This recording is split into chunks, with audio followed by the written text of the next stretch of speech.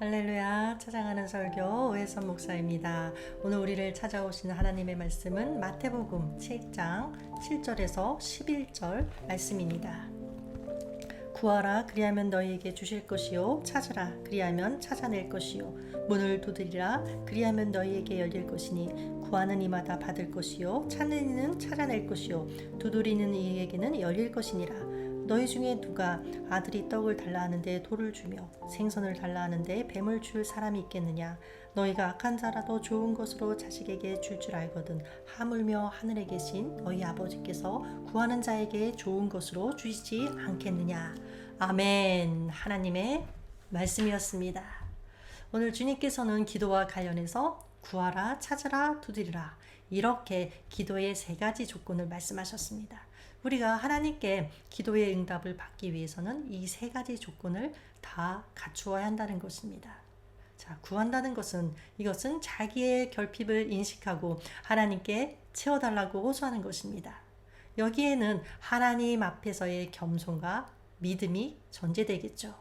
왜냐하면 겸손과 믿음이 없이는 하나님께 구할 수 없기 때문에 그렇습니다.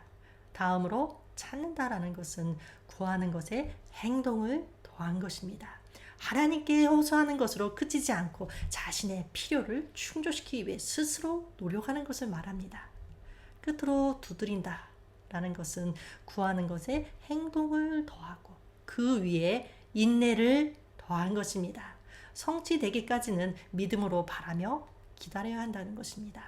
또한 이렇게 두드린다는 것은 소리나게 여러 번 치는 행위를 가리키기 때문에 간절히 구하는 태도를 의미하기도 합니다. 이렇게 우리는 구하고 찾고 두드릴 때, 그럴 때 응답받습니다. 물론 그렇다고 해서 아무 것이나 다 구하면 다 주신다는 의미는 아니겠죠. 만약 응답해 주지 않는 것이 우리에게 더 유익하다고 판단되면 우리가 예상치 않은 다른 방법과 형태로 응답하시기도 하십니다. 그렇다면 오늘 말씀을 한번 반대로 생각해 볼까요? 기도하지 않으면 하나님께서는 아무것도 주시지 않는다 라는 것이 됩니다. 어떻습니까? 맞을까요? 그렇지 않습니다. 하나님은 구하지 않는 자에게도 주시는 분이십니다. 우리 육신의 부모님을 생각해 보면 알 수 있죠. 아기가 태어나면 아기가 뭐 달라고 해달라고 구하지 않아도 부모가 알아서 다 해줍니다. 하물며 하늘에 계신 우리 아버지 하나님 아버지께서 우리가 구하지 않는다고 안 주시고 찾지 않는다고 또 두드리지 않는다고 해서 아무것도 안 주실까요? 우리가 느끼지 못할 뿐이지 우리의 일상 가운데는 하나님께서 주시는 것들이 얼마나 많은지 모릅니다. 그런데 받은 것들을 너무나 당연하게 여기기 때문에 아무런 감동과 느낌이 없는 것일 뿐입니다.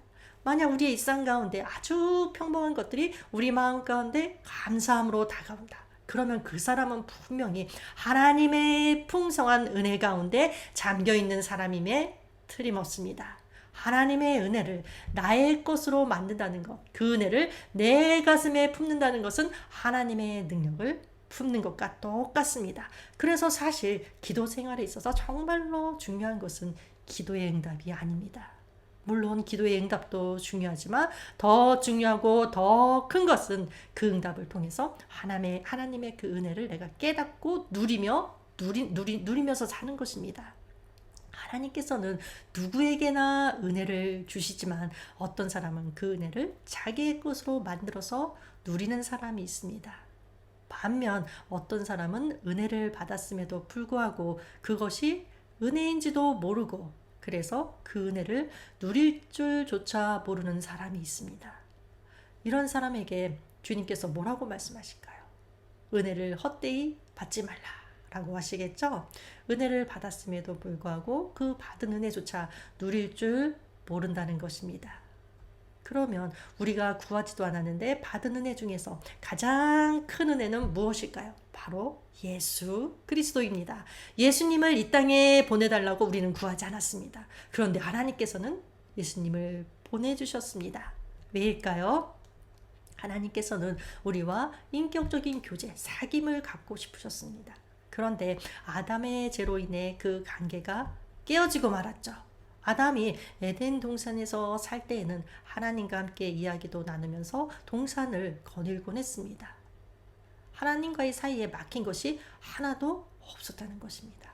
그런데 아담이 하나님의 말씀에 불순종하는 죄를 범함으로 에덴 동산에서 쫓겨나고 하나님과의 관계가 단절되었습니다.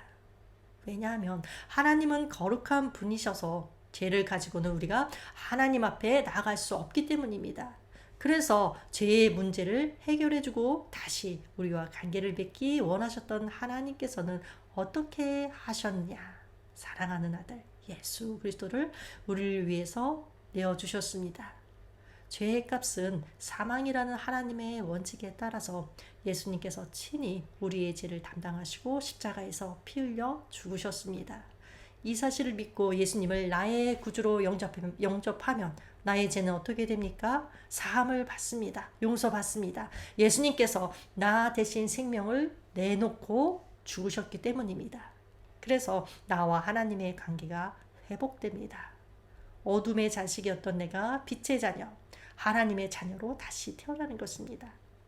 하나님의 자녀로 다시 태어나는 것, 이것보다 더 큰 은혜가 있을까요? 예수님은 하나님께서 우리 인류에게 주신 가장 큰 선물입니다. 그런데 예수님 외에도 우리가 구하지도 않았는데 주신 것들 사실 너무나 많습니다. 그렇다면 하나님께서는 우리가 기도하지 않아도 많은 것들을 주시는데 왜 굳이 구하라 찾으라 두드리라 라고 하셨을까요? 구하는 자는 보다 더 좋은 것을 주시기 위해서입니다. 11절 말씀이죠. 너희가 악한 자라도 좋은 것으로 자식에게 줄 알거든. 하물며 하늘에 계신 너희 아버지께서 구하는 자에게 좋은 것으로 주시지 않겠느냐. 본성적으로 악한 인간도 자녀에게는 좋은 것을 주는데 하물며 선의 근본이신 하나님 아버지께서 악하고 해로운 것으로 응답하시겠느냐. 구하는 자에게 좋은 것으로 주시지 않겠느냐. 우리 성경에는 좋은 것을 주시지 않겠느냐 이렇게 단수로 나와 있지만 원래 원어에는 좋은 것들, 복수라고 합니다. 우리 각자가 생각하는 자신에게 가장 좋은 것은 우리 모두가 다르게 생각할 수도 있고 또 한 사람에게 하나만 있는 것이 아니라 여러 가지가 있을 수도 있습니다. 그러면 구하는 자에게 좋은 것을 주시겠다고 아버지께서 약속해 주셨는데 이 시간 여러분들이 구해서 받기를 원하는 가장 좋은 최고의 것은 무엇입니까? 사실 사람은 자기가 자기를 잘 알고 있는 것 같지만 잘못된 생각입니다. 사람은 정말로 자기에게 가장 필요하고 가장 좋은 것이 무엇인지 잘 모릅니다. 우리를 창조하신 분, 바로 아버지 하나님만이 가장 잘 아십니다. 그렇다면 우리 아버지 하나님은 어떤 좋은 것을 우리에게 주시기 원하실까요? 어떤 것을 주시기 원하실까요? 자, 하나님께서는 우리에게 구하라, 찾으라, 두드리라 말씀하셨는데 이 중 찾으라 라는 말의 원래 뜻이 뭔지 아십니까? 자, 사모하고 갈망하다 라는 의미라고 합니다. 그렇다면 과연 성도들은 무엇을 가장 사모하고 갈망해야 할까요? 바로 하나님 자신입니다. 오늘 본문과 똑같은 맥락의 말씀이 누가복음 11장에도 그대로 나오는데 구하는 자에게 좋은 것을 주시지 않겠느냐 라는 말씀이 누가복음에서는 구하는 자에게 성령을 주시지 않겠느냐, 좋은 것이 성령으로 대체되어서 나옵니다.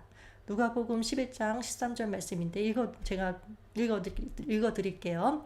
너희가 악할지라도 좋은 것을 자식에게 줄 알거든. 하물며 너희 하늘 아버지께서 구하는 자에게 성령을 주시지 않겠느냐. 마태복음의 좋은 것, 더 정확하게 말하면 좋은 것들, 이 복수의 단어가 누가복음에서는 성령, 단수로 대체되어 나옵니다. 이것은 우리에게 좋은 것이 여러 가지가 있을 수 있는데 그 중에서도 가장 좋은 것은 무엇이냐? 성령님이라는 결론이 됩니다. 이사야서 44장 3절을 보면 이런 말씀이 나오죠. 내가 가란 자에게 물을 주며 마른 땅에 시내가 흐르게 하며 나의 신을 네 자손에게 나의 복을 네 후손에게 내리리니. 자, 목마른 자에게 또 마른 땅에 가장 필요한 것은 무엇입니까? 바로 물입니다. 물이 목마른 자와 마른 땅에 생명의 원천이듯이 우리 인간에게 최상의 복, 생명의 원천은 무엇이냐? 하늘 보좌로부터 흘러내리는 생명수, 다시 말하면 성령님이라는 것입니다. 그래서 예수님께서는 우리에게 말씀하시죠. 성령을 구하라. 그러면 성령으로 충만하게 해주겠다. 그런데 많은 그리스도인들이 성령의 충만함을 잘 구하지 않습니다. 왜냐하면 이미 내 안에 성령님 계시는데 못하라 또 구하느냐는 잠재의식이 있는 것 같습니다. 그러나 이것은 잘못된 생각입니다. 성령님이 내 안에 계신 성령의 내주와 성령 충만은 완전 다른 것입니다.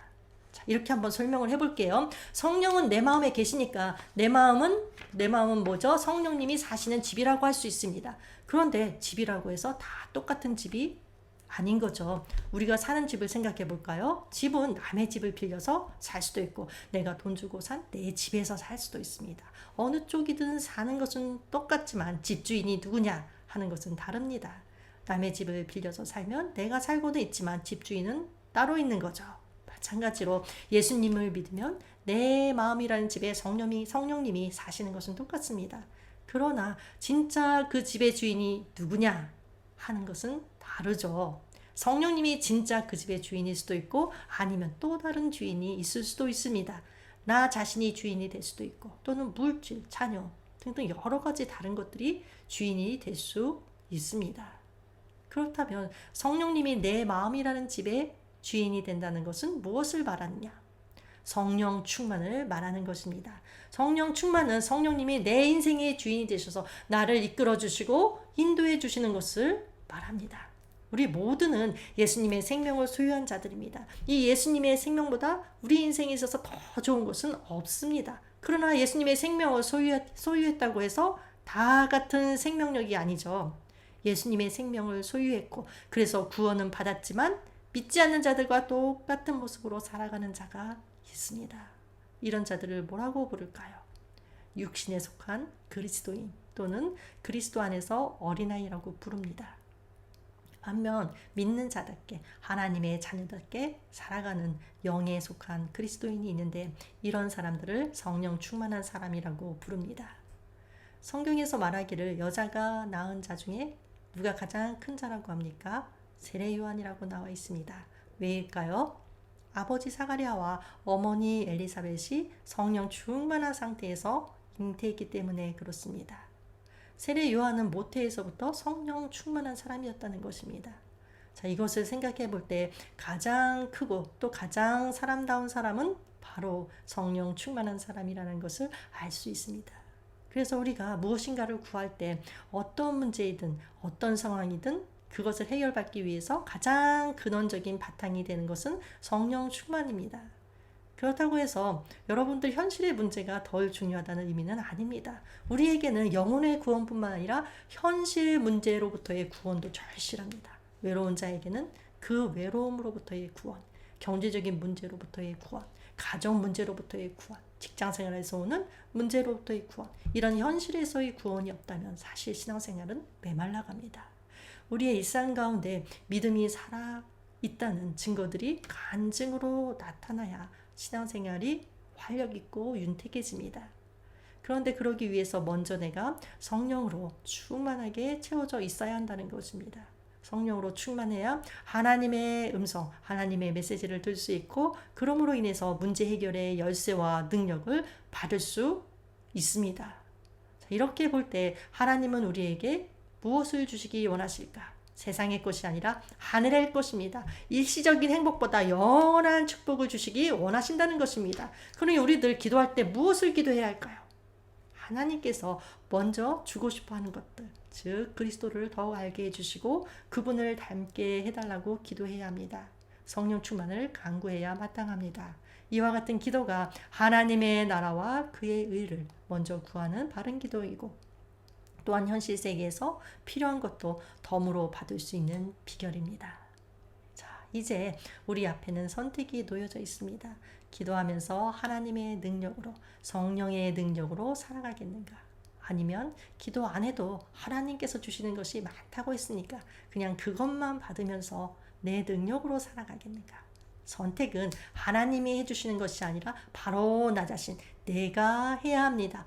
우리 모두가 늘 하나님 앞에 무릎 꿇고 기도하는 사람, 구하고 찾고 두드리는 기도의 사람이 되기를 주 안에서 축복합니다. 기도하겠습니다.